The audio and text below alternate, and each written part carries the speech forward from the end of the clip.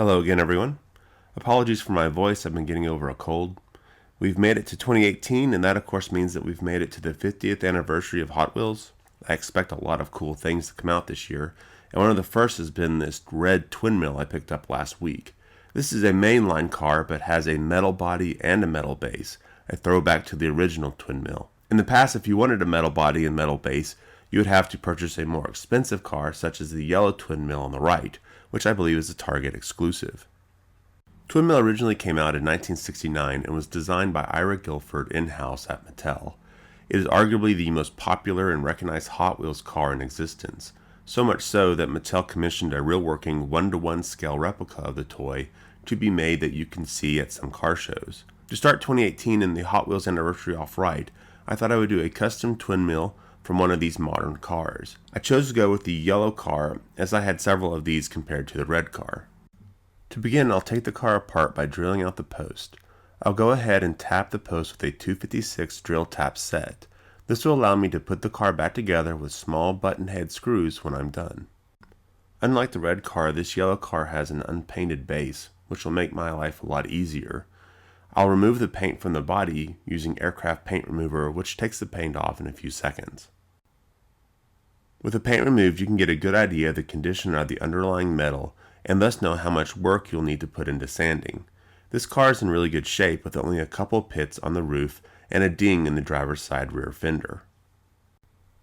I usually do all my sanding in a sanding box. Here a large Tupperware container that has many of the items I use to sand or remove metal of the car.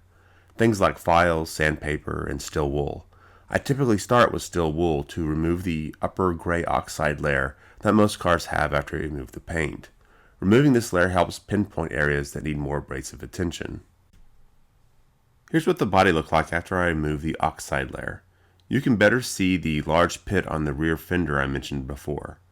I'll try to remove this pit with some sandpaper, but will not be able to completely remove it as it would require sanding off much of the fender. One of the key things I need to do now that I'm sanding the car is to get the bottom and top halves to join together as smooth as possible. In some areas this is not a problem, while in others the bottom extends past the top, leaving a ledge that I need to sand away. This is what the body looked like after I was done sanding.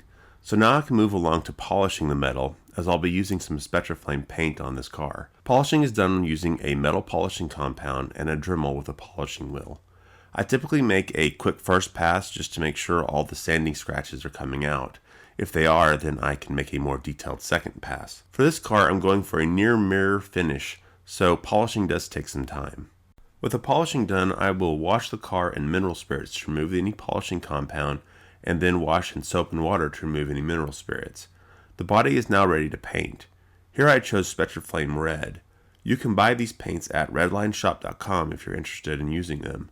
I add the paint and some paint hardener to my airbrush and begin painting. I chose to switch things up for this particular car and only paint the front of the car red and leave the back in a chrome look, so this car will fade from red to chrome.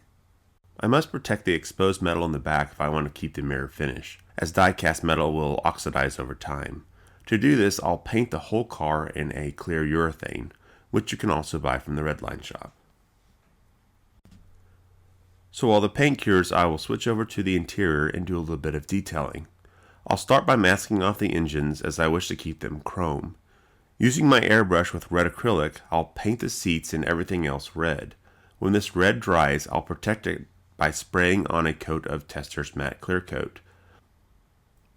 When this dries, I will use some liquid mask to cover the center portions of the seats and the top of the gear shifter. After that dries, I go over everything with black acrylic and then remove the liquid mask.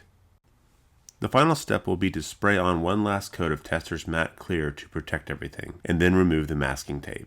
The interior doesn't need to be painted perfect, especially in this car, as there's only a very small amount of it that will even be seen through the windshield. A person looking in will only be able to tell that the interior is detailed, but won't really be able to see much beyond that. So at this point, the paint on the body has about 2 days of curing. While the paint looks good, at least to my eyes, I'll still go over the entire car with some polishing compound and a buffing wheel to be sure that there are no surface issues.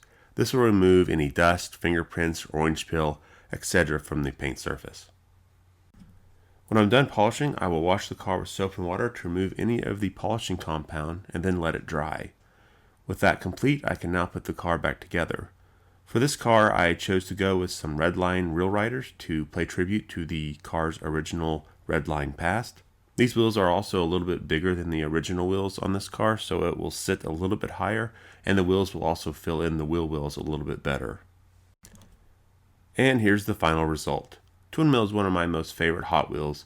I know it is for a lot of people out there, as I get requests to customize it quite often.